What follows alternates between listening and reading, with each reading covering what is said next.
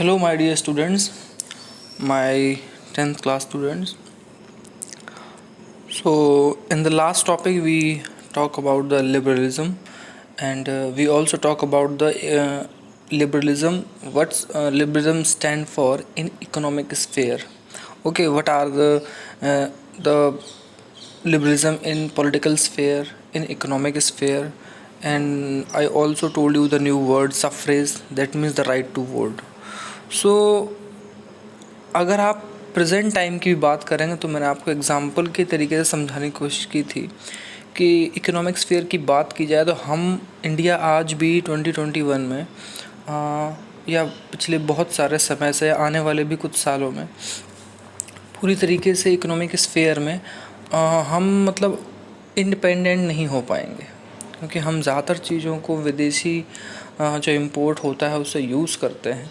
तो हमारा तो बहुत सारा पैसा तो वैसे ही फ़्लो होके अदर कंट्रीज़ में जाता है। तो यहाँ पे ना एक पैराग्राफ है, मैं उसको दोबारा से स्टार्ट करने की सोच रहा हूँ और आप उसको ज़रा एक बार दोबारा से समझें कि लिबरल नेशनलिज्म मतलब लिबरल मतलब आप मतलब बहुत स्ट्रिक्ट नहीं है, आप बहुत कंजर्वेटिव नहीं है, रेडिकल नहीं है किसी चीज़ को अपनाने में, आप बहुत खुले दिल के विचारों वाले लोग हैं, लिबरल हैं, आज़ाद ख्यालों के लोग हैं कि आप किसी भी चीज़ को एंटर होने देते हैं क्योंकि आपको लगता है that's the way to our progress. हमको लगता है कि ये रास्ता हमारी तरक्की की तरफ जाता है। ये उसी तरह से बात होती है। आज कोई भी इंसान अगर अपने व्यापार को इंटरनेट पे ऑनलाइन के ज़रिए बड़े बड़े प्लेटफॉर्म्स पे ले आए तो आप सोच के देखो, क्या उसका व्यापार अच्छा नहीं होगा? क्या अपने व्यापार का प्रमोशन वो व्हाट्सएप के ज़रिए, इंस्टा के ज़रिए, फेसबुक के ज़रिए, इन चीज़ों के ज़रिए ले आए तो क्या उसका प्रमोशन नहीं होगा? क्या उसकी तरक्की नहीं होगी students?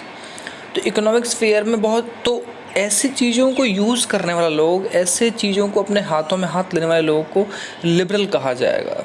They are free, they are not to bound और समथिंग और दैट रूल्स और restrictions, they are free to make their presence in every era of the world. और उन्हें हर जगह जाने की अपनी एक ज़िद होती है जिससे कि उनका व्यापार आगे बढ़ सके, बिजनेस आगे बढ़ सके। तो जब बात आती है इकोनॉमिक स्फीयर की तो liberalism stood for the freedom of markets free होने चाहिए। मतलब ऐसा नहीं, 1992 से पहले इंडिया में सिर्फ वही चीज़ बनती थी और लोगों तक पहुंचती थी जो गवर्नमेंट चाहती थी और जो हमारे यहाँ बनता था। बाहर से मुश्किल से ही बहुत ज़रूरत की चीज़ें आती थी, like petroleum products, fuels and many more. बस जो आज आप देखते हैं फूड चेन, गाड़ियाँ, मोबाइल, कपड़े, luggage, luxuries, everything, hotel chains, restaurant chains, ये सब नहीं आता था। रिस्ट्रिक्शंस थे, यानी कि फ्रीडम ऑफ मार्केट नहीं था उस टाइम प्रॉपरली। आज लोग ग्रो ऐप के ज़रिए या ब्रोक एंजल के ज़रिए शेयर मार्केट में पैसा लगाना सीख गए इंडिया। पहले नहीं था ये, अब फ्री हो रहा है। और जो एबोलिशन है स्टेट्स इम्पोज्ड मतलब जो स्टेट ने लगा रखे हों इस तरह के रिस्ट्रिक्शन, उनको एबोलिशन किया जाए। Restrictions on the movement of goods and capital, आप ये गुड्स मेरे यहाँ नहीं ला सकते। ये नॉर्थ कोरिया में आज भी है, और भी कंट्रीज़ है वहाँ ये आज भी है, लाइक क्यूबा। अब तो क्यूबा में बहुत सारी चीज़ें फ्री हो गई हैं कि फ्री मतलब आप ले जा सकते हैं और बिज़नेस कर सकते हैं, बट फिर भी बहुत सारी चीज़ों पर रिस्ट्रिक्शंस लगे हुए हैं। तो during the 19th century this was a strong demand of the emerging middle class. अब ये सब जो माहौल है, इन्वायरमेंट है, ऐसे माहौल में फ्रेंच जो सोसाइटी वो अपने आप को फ्री फील नहीं कर रही है, क्योंकि स्टूडेंट्स वहाँ पे बिज़नेस को करने में उतनी आसानी नहीं होती थी। और अभी आप एक बहुत शानदार एग्जांपल पढ़ने वाले हैं। Let us take the example of the German speaking region the first half of 19th century. एक रीजन है बेटा, एक कोई रीजन है, वहाँ टोटली जर्मन स्पीकिंग लोग रहते हैं और नेपोलियंस एडमिनिस्ट्रेटिव मेजर्स है क्रिएटेड आउट ऑफ। अब जब नेपोलियन, आपको याद होगा मैंने आपको बताया था, नेपोलियन ने यूनिफॉर्म मेजर्स वे लॉ बनाया था। मैंने आपको बोला था कि आज आप जिसे कहते हैं कि ग्राम, ये जो आप जितनी भी किलोग्राम, ऐसा यूनिट जो यूज़ करते हैं, किलोग्राम, ग्राम, ये सारे, ठीक। और मतलब डिस्टेंस के लिए किलोमीटर यूज़ करते हैं, मीटर यूज़ करते हैं, ठीक। और टाइम के लिए आवर, मिनट, सेकंड यूज़ करते हैं। ये सारी चीज़ ये स्टैंडर्ड यूनिट है बेटा। आप फिज़िक्स में ये सब चीज़ें पढ़ सकते हैं कि पूरी दुनिया में आज क्यों हमने एक स्टैंडर्डाइज यूनिट्स को मतलब अप्लाई किया हुआ है, वाई। तो एक ही रीज़न नज़र आएगा कि पूरी दुनिया में फ़िज़िक्स को पढ़ने वाले, उसको पढ़ाने वाले, उसको समझने वाले और बहुत सारे एक्सपेरिमेंट होने के लिए जो बहुत सारी ये हर्डल्स थी, language barriers and the measures and weight hurdles, ये सब नहीं होनी चाहिए। तो एक स्टैंडर्ड यूनिट्स का एक वो टाइम बनाया। जब उस टाइम वो नेपोलियन ने वो सब बनाया था, तो उससे पहले की कहानी ये है कि जब नेपोलियन ने जर्मनी को अपने अंडर में कर रखा था, तो वो स्मॉल प्रिंसिपलिटीज़ में और कन्फेडरेशन में डिवाइडेड था, जो कि 39 थे। This was a small question, this was a question will be asked as a MCQ। इसको आप ध्यान रखिएगा कि नेपोलियन के एडमिनिस्ट्रेटिव सिस्टम के टाइम पे जर्मन किस तरीके से यूनाइटेड था। हालांकि यूनाइटेड तो नहीं था, लेकिन मेरे कहने का मतलब है किस तरह से जुड़ा हुआ था। तो आप कहेंगे कि सर जर्मनी ना 39 स्टेट्स कन्फेडरेशन जो होते हैं उनमें डिवाइडेड था। ओके, ठीक है। Each of these possessed its own currency. अब आप सोच के देखिए 39 कन्फेडरेशन स्टेट्स, आप कन्फेडरेशन को एक बार साइड करके कहें अच्छा सर 39 स्टेट्स थे क्या, तो मैं कहूँगा यस। तो हर एक स्टेट की अपनी करेंसी है, अपना वेट और मेज़र का सिस्टम है। अब आप सोचिएगा अब क्या होगा आगे, इसको ज़रा अच्छे से समझना।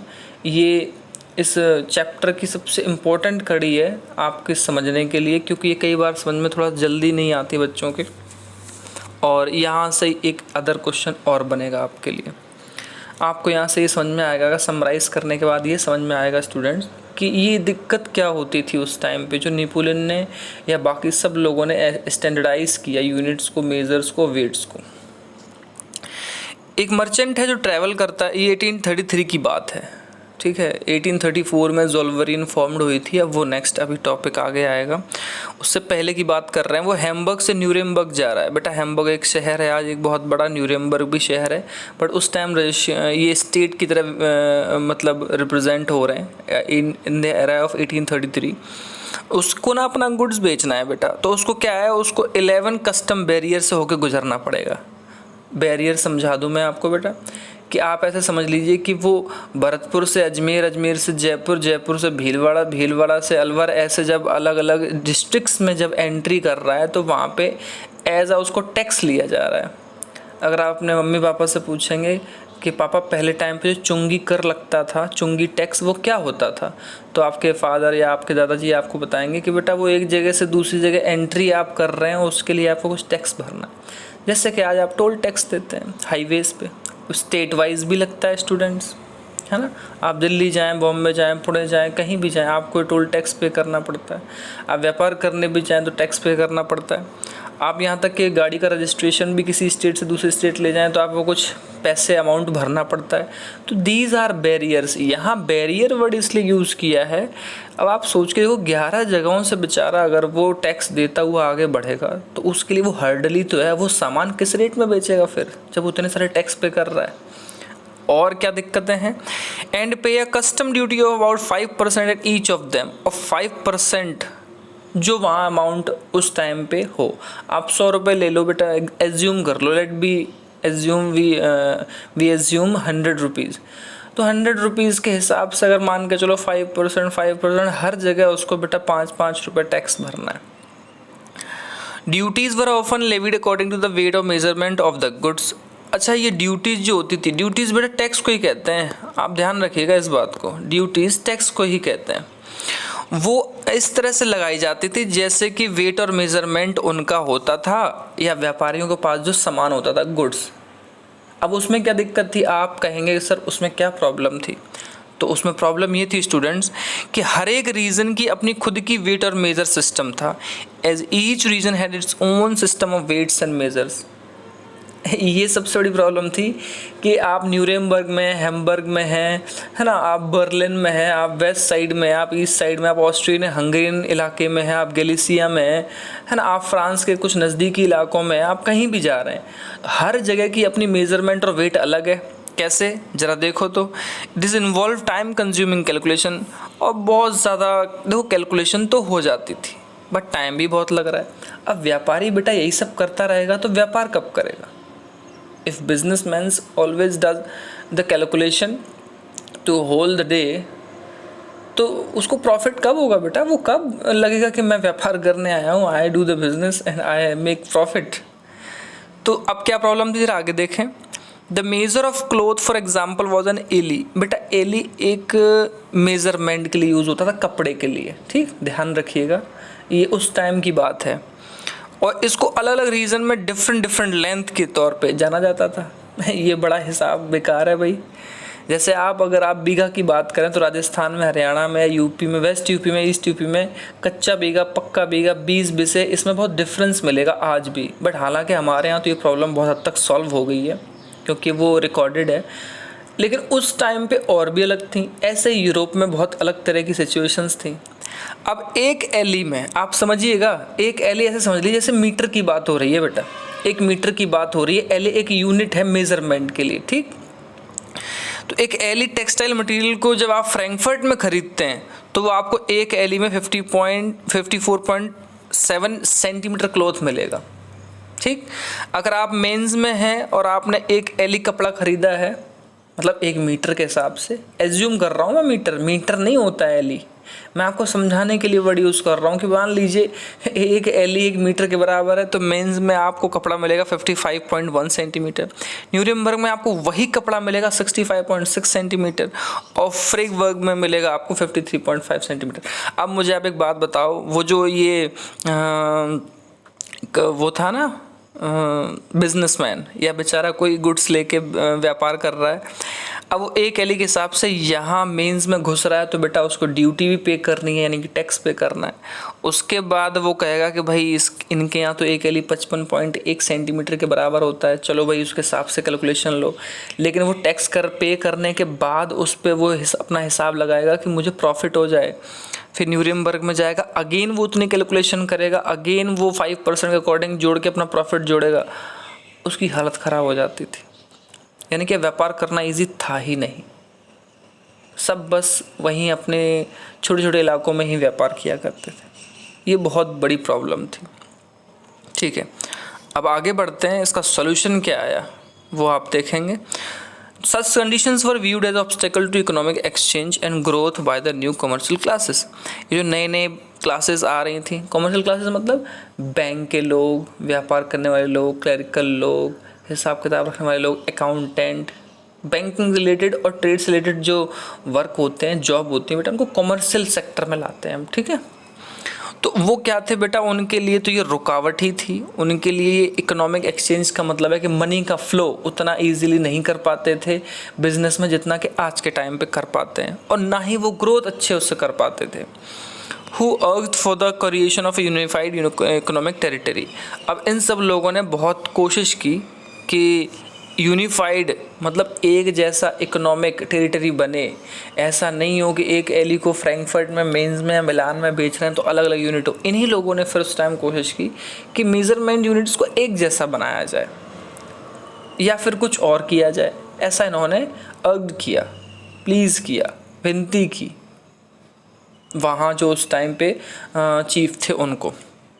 अब क्या होता है, allowing the unhindered movement of goods and people capital, जिसकी वजह से अनहिंडर्ड का मतलब होता है बिना डिस्टर्ब किए, बिना बैरियर के वो लोग अपना सामान आराम से इधर उधर ले जा सकें और लोग भी आ जा सकें और पैसे को भी फ्लो इजीली कर सकें, ये रुकावटें उनकी लाइफ में ना आए, ऐसा उन लोगों ने अर्ज किया। ऐसा मतलब एक यूनिटी में रह के अपनी एक विनती को सामने रखा। अब क्या होता है, अब जो इम्पोर्टेंट क्वेश्चन है वो यहाँ से आता है बोर्ड में हमेशा। इन 1834 यहाँ से एक कस्टम यूनियन और जोल्वरिन, ये जोल्वरिन है या फिर कस्टम यूनियन, मतलब ये जोल्वरिन जो है बेटा वहीं का वर्ड है, जर्मन भाषा का। दूसरी चीज़ ये है कि ये कस्टम यूनियन है, मतलब एक ऐसी यूनियन है जो कि टैक्स पेयर्स को एक जैसी सुविधाएं देती है। आप बात समझने की कोशिश कीजिएगा।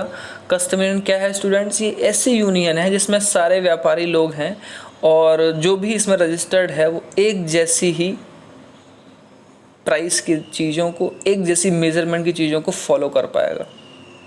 तो क्या किया इन लोगों ने वो समझ लीजिए आप। अब आप कहोगे सर वो कैसे करेगा, क्या किया इन्होंने, इन लोगों ने ये जो कस्टम यूनियन बनी हुई जोल्वरीन, और एक इनिशिएटिव लिया प्रशिया और ज्वाइन किया most of the German state को। प्रशिया बेटा उस टाइम पे 1833 के टाइम पे जर्मनी का ही एक तरह से एम्पायर था, फिर बाद में प्रशिया नहीं रहा, जर्मनी स्टेट बना। स्टेट मतलब पॉलिटिकल की भाषा में स्टेट ही बोलते हैं नेशन को। और ये आप नेक्स्ट चैप्टर के बाद ये कहानी पढ़ेंगे प्रशिया और जर्मन वाली। तो आपको समझना है कि प्रशिया एक एम्पायर था जो कि most of the German states और बाहर के देशों पे राज्य करता था, रूल करता था। और बाद में सारे जर्मन जो स्टेट्स थे वो इसमें जुड़ते चले गए बेटा। और वो कितने थे आपको याद है? 39, आपको याद है ना? The union abolish tariff barriers, ये क्वेश्चन है पूरा और इस क्वेश्चन के आंसर है आगे तक। इस यूनियन ने क्या किया, जो टैरिफ बैरियर्स हैं बहुत सारे तरह तरह के, इन सबको ख़त्म किया। And reduce the number of currencies from over 30 to 2। और जब 39 स्टेट्स हैं तो सोच के देखिए उस टाइम 32 करेंसी चलती थी, बहुत मुश्किल होती थी। आज भी है बेटा, जैसे डॉलर में जाएंगे तो रुपये की कोई और वैल्यू है, पाउंड में जाएंगे तो कुछ और वैल्यू है, येन में जाएंगे तो कुछ और वैल्यू है, लेकिन वो अलग अलग कंट्री के हिसाब से। अब आप सोचो इंडिया में ही 32 तरह की करेंसी चलती हो, तब आप क्या करेंगे? तो वैसे ही पूरे प्रशिया में जर्मन कन्फेडरेट स्टेट्स में क्या किया गया, 32 की जगह 30 की जगह सिर्फ 2 करेंसी को अलाउ किया गया। यानी कि एक बहुत बड़ी राहत दी गई कि करेंसी की वैल्यू अब सिर्फ 2 ही रहेगी और ये उसकी कीमत रहेगी। कीमत मतलब पहले आपको पता होगा बेटा कि डॉलर कई बार रुपये के बराबर होता था, आज डॉलर बहुत ज़्यादा है, तो ठीक वैसे ही येन बहुत बराबर था। चाइनीज़ का जो युआन है वो इंडिया से कभी ऊपर नहीं था, लेकिन आज ये सब ऊपर है। तो वैसे ही उस टाइम पे जो 30 करेंसीज चलती थी अलग अलग स्टेट्स में, उनकी वजह से बैरियर्स थे, रुकावटें थी मर्चेंट्स के लिए, ट्रेड के लिए, कॉमर्शियल क्लासेस के लिए। अब जोल्वरीन ने क्या किया कि 2 सिर्फ करेंसी रखी उस टाइम, 30 से घटा के 2 पे ले आए। ये उन्होंने सारे अच्छे काम वहाँ किए हैं। बाकी बाद में लिखा है the creation of a network और railway further stimulated mobility. Mobility का मतलब होता है बेटा लोगों का एक जगह से दूसरी जगह मूवमेंट करना, मतलब रेलवे नेटवर्क बहुत अच्छे से वहाँ बनाए गए। Harnessing economic interest to national unification, और जो इकोनॉमिक इंटरेस्ट हैं उनको हार्नेस का मतलब एक तरह से होता है बढ़ावा दिया इस स्पेस में कि नेशनल यूनिफिकेशन के काम आए। आप मुझे एक बात बताओ, अगर एक ही कंट्री में 32 या 30 टाइप्स की करेंसी होगी, क्या उस देश में यूनिफिकेशन होगा? कभी एकता होगी? नहीं होगी। लोग एक दूसरे से भेदभाव करेंगे, कहीं कम कहीं ज़्यादा के ऊपर। जब एक जैसी करेंसी है, एक जगह सी वेट्स और मेजर यूनिट्स हैं, तो सोच के देखिए आप वो देश में कितनी सारी चीज़ें की जो हर्डल है वो दूर हो जाएगी। A wave of economic nationalism strengthen the wider national sentiment growing the time. और इन सब चीज़ों की वजह से एक जो लहर थी, वेव मतलब एक लहर जो चल रही थी इकोनॉमिक नेशनलिज्म की, मतलब कि लोग व्यापार के मामले में एक जैसा सोचें, वो बहुत मजबूत हो रही थी बेटा। Wider national sentiment growing at the time, और नेशनलिस्ट सेंटिमेंट यानी देश के प्रति जो लोगों की एक अपनी भावना होती है ना, कि जब भी कुछ देश के नाम पे हो तो लोग सेंटिमेंट होके, यानी कि एक बहुत संवेदन होके, बहुत संवेदना के साथ उस चीज़ में हाँ में हाँ मिलाते हैं, आगे बढ़ते हैं। ठीक वैसा ही उस टाइम पे ग्रो कर रहा था बहुत ज़्यादा। और ये सब सारी की सारी चीज़ें नेशन के नाम पे हो रही थी, क्योंकि नेशन के अंदर बेटा कोई भी चीज़ जो मेज़रमेंट की बात हो, चाहे करेंसी की बात हो, फ्लैग की बात हो, नेशनल एंथम की बात हो, है ना, ट्रेड वैल्यू की बात हो, वो सब सेम ही तो होनी चाहिए। लाइक जैसे जीएसटी अब हमारे यहाँ आ गया, बट फिर भी अलग अलग स्टेट्स में बेटा पेट्रोल डीजल पे और अल्कोहलिक टोबैको प्रोडक्ट्स पे अलग अलग तरह का टैक्स लेते हैं। तो वो कुछ चीज़ें स्टेट के पास होती हैं, इसलिए भी होती हैं। ये चीज़ आपने लिस्ट के अकॉर्डिंग पढ़ी भी होगी जब हमने आपको पावर शेयरिंग और फेडरलिज्म चैप्टर पढ़ाया था। So these are the difference. एक न्यू वर्ड आएगा आपके लिए, कंजर्वेटिज्म। मतलब ये क्या है? तो बड़ा सिंपल होता है, हम इसको 9th क्लास से उससे पहले पढ़ते आए हैं। बस सिंपल सी बात ये, एक पॉलिटिकल फ़िलॉसफी मतलब पॉलिटिकल के दायरे में, राजनीति के दायरे में एक ऐसी सोच है, एक ऐसी विचारधारा है, आइडिया है जो किस चीज़ पे इम्पोर्टेंस देता है पता है आपको? की ट्रेडिशन, परंपराएं जो पुरानी चली आ रही हैं उन पे ध्यान देता है। और इसको लगता है कि जो इस्टेब्लिश्ड इंस्टीट्यूशंस हैं, इस्टेब्लिश्ड मतलब जो पुराने तरीके से, चाहे संस्थाएं हों, मंदिर हो, मस्जिद हो, चर्च बनाए हुए टैक्स हों, या कुछ लिखा गया हो, या बिशप की, पादरी की, प्रीस्ट की, किसी की भी जो पोस्ट जैसी बनाई हैं, पावर्स बनाई हैं, उनको वैसा का वैसा ही रखो, कस्टम्स रिवाजों को भी रखो, and preferred gradual development to quick change. और ये लोग ना बहुत धीरे धीरे डेवलपमेंट को में बदलाव लाते हैं। ऐसे लोग कंजर्वेटिव होते हैं। ये ठीक वैसे ही लोग होते हैं जैसे कि आज भी इंडिया में बहुत सारे लोग कहते हैं कि गौमूत्र पियो कोरोना नहीं होगा, और बहुत सारी बातें करते हैं। मे बी नहीं होता होगा, बट आज की साइंस, एलोपैथी, होम्योपैथी, आयुर्वेदिक इतना आगे जा रहा है। अब आप आज के ज़माने में अगर इस तरह की कंजर्वेटिव बातें करेंगे तो क्या इंडिया आगे तरक्की कर सकता है क्या? आप सोच के देखिए। आप ऐसी बातें लोगों से कहें, भाई साहब आप एलोपैथिक, आप MBBS डॉक्टर के पास मत जाओ, आप तो गोबर का लेप लगा लो, आपको कोरोना नहीं होगा। बट नॉनसेंस, इस तरह की बातें होंगी तो दुनिया में जो चीज़ें इतनी आगे निकल रही हैं हम उनसे कब आगे निकलेंगे? तो ये सारी चीज़ें होती हैं। यानी कंजर्वेटिव वो लोग होते हैं बेटा, पॉलिटिकली भी अब आपने सोचा होगा कि सर एस्टैब्लिश इंस्टीट्यूट क्या हुए? बेटा पहले से राजा था, रानी थी, है ना, महलों वाली बातें थी, एस्टेट्स की बातें थी कि ठीक है हम टैक्स पे नहीं करेंगे, नीचे वाले जो मजदूर हैं वही काम करते आए हैं। इंडिया के दायरे में बात करें तो आज भी बहुत सारे लोगों को लगता है कि धोबी जो कास्ट होती है वो कपड़े धोए, मल्लाह जो होते हैं वो नाव चलाएं, वाल्मीकि होते हैं वो झाड़ू पोछा करें, हम तो ठाकुर हैं, हम तो पंडित हैं, हम बनिया हैं। ऐसी विचारधारा लोग कंजर्वेटिव ही होते हैं। उनको लगता है सब कुछ पहले जैसा आ जाए, ब्राह्मण उच्च थे, छत्री थे। लेकिन बेटा एक बात बताओ, राजा वाला सिस्टम भी तो नहीं रहा, तो ये सब चीज़ें भी क्यों रहेंगी? लेकिन हाँ, हमारे यहाँ चीज़ें ये भेदभाव आज भी होता है। वो लोग कंजर्वेटिव होते हैं, वो डेवलपमेंट को या चेंजेस को क्विकली एक्सेप्ट नहीं करते हैं, ग्रेजुअली करते हैं, बहुत धीरे धीरे। ये वैसी ही बात है जैसे कोई कह दे हाँ ठीक है लड़कियां होशियार तो होती हैं, लेकिन हम अपनी लड़की को डॉक्टरी नहीं कराएंगे, हम उसको अपने घर पे ही पढ़ाएंगे। यानी कि वो मानता तो है लड़की पढ़ने में अच्छी है और पढ़ना चाहती है, लेकिन उसको बाहर नहीं भेजना चाहता है, वो यहीं रखना चाहता है। तो ऐसे लोग कंजर्वेटिव ही होते हैं। भाई लड़कियां बाहर जा रही हैं, अच्छी जगह माहौल मिल रहा है पढ़ने का, तरक्की मिल रही है, अच्छे यूनिवर्सिटी कॉलेज मिल रहे हैं, तो आप उनको पढ़ने क्यों नहीं दे रहे हो? आगे बढ़ने दो। ऐसे लोग कंजर्वेटिव होते हैं। ठीक है, तो ये वर्ड मैंने क्यों समझाया स्टूडेंट आपको? वो इसलिए समझाया कि 1815 के बाद एक नया कंजर्वेटिज्म का एरा आया था। एरा मतलब बेटा क्या होता है? स्पेसिफिक टाइम पीरियड, वो आया। अब वो क्या है इस तरह से आप थोड़ा सा एक बार देख लें। और हालांकि उसमें मैं आपको जब ये वर्ड समझा रहा हूँ तो आपने देखा कि जो पुराने एस्टेब्लिश इंस्टीट्यूट्स हैं, रीति रिवाज हैं, ट्रेडिशंस हैं, कस्टम्स हैं, उनको ही मानने वाले लोग हैं, और वो कभी भी डेवलपमेंट को क्विकली चेंजेस नहीं चाहते हैं। तो उसकी एक शॉर्ट स्टोरी ये है कि जब डिफीट हुई थी नेपोलियन की 1815 में, तो ये तो आपके लिए पहला पॉइंट हो गया कि नेपोलियन कब हारा।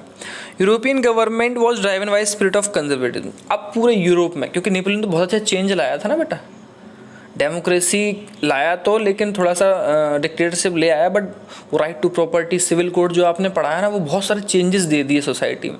और उस टाइम के लोग वो चेंजेस नहीं चाहते थे। उन्हें लगता था महिलाओं को ये राइट नहीं मिले, ये भी राइट नहीं मिले, प्रॉपर्टी का राइट तो होना ही नहीं चाहिए, ये किसानों को ज़मीन क्यों दे दी, ये वाली बात है। Conservatism believed that the established tradition, institute of state or society like the monarchy, the church, social hierarchy, property and the family should be preserved. ये है कंजर्वेटिज्म की सोच। ये आपका आंसर है कि जैसे राजा महाराजे थे, चर्च की जो ताकत थी, सोसाइटी में जो हायरार्किकल के बेस पे भेदभाव बना हुआ है, ऊपर से नीचे सोसाइटी में सारी चीज़ें बनी हैं, इन सब चीज़ों को ही मानना चाहिए, यही सारी चीज़ें सच हैं, ऐसे मानने वाले लोगों के बारे में बात। और प्रॉपर्टी जो है वो वुमेंस के अंडर नहीं होनी चाहिए, वो हस्बैंड और भाई या पापा के अंडर ही होनी चाहिए, उसको खुद की कोई फ्रीडम नहीं होनी चाहिए। और राइट टू वोट वाली चीज़ ही कुछ नहीं होती है, कोई वोट देने का अधिकार नहीं है, बस हम तो राजे महाराजे रहे हैं और हम तो वैसे ही राज करेंगे। ये सारी थ्योरीज रही हैं उस टाइम पे। तो स्टूडेंट्स आज के लिए मैं इतना ही रखूँगा। आई होप आपको टॉपिक समझ में भी आया होगा। कोशिश करें कि पूछने की जितने भी क्वेरीज़ होती हैं और अच्छे से अपना वर्क करते रहें। कोई बात हो तो आप मुझे मैसेज कर दिया करें। Thank you students.